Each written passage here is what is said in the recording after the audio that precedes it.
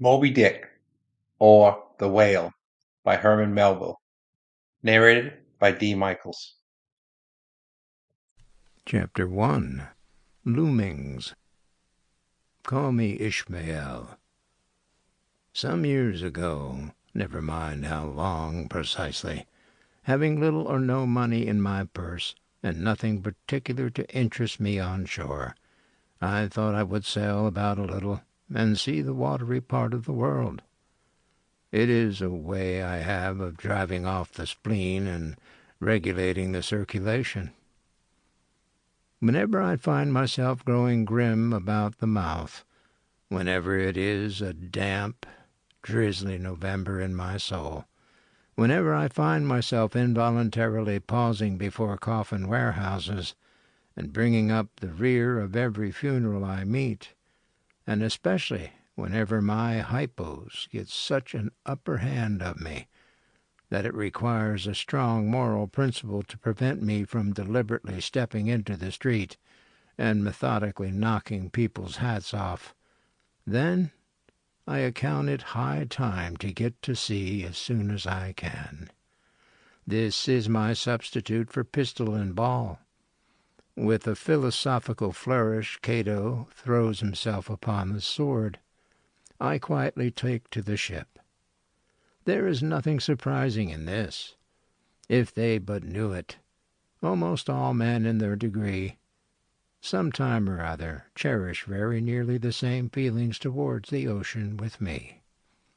There now is your insular city of the Manhattoes, belted round by wharves as Indian isles by coral reefs. Commerce surrounds it with her surf. Right and left the streets take you waterward.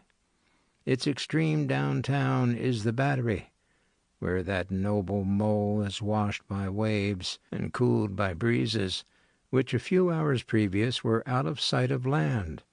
Look at the crowds of water-gazers there.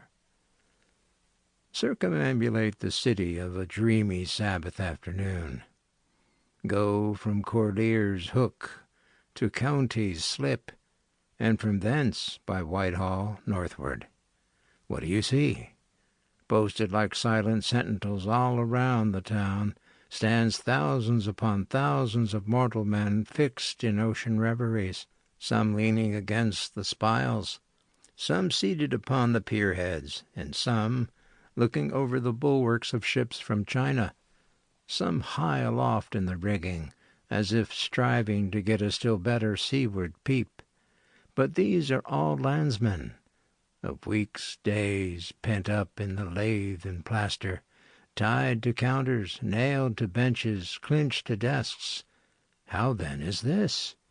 Are the green fields gone? What do they here? But look, here comes more crowds, pacing straight for the water, and seemingly bound for a dive.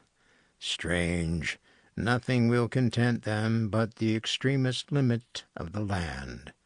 Loitering under the shady lee of yonder wave-houses will not suffice. No, they must get just as nigh the water as they possibly can without falling in.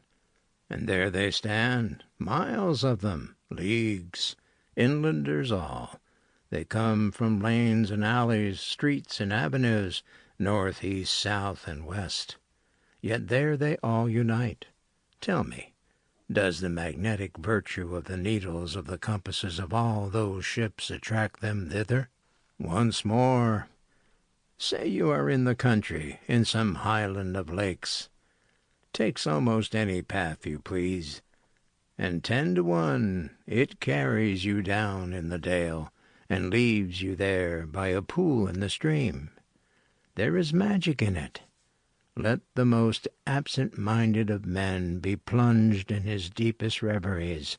Stand that man on his legs, set his feet a-going, and he will infallibly lead you to water, if water there be in all that region.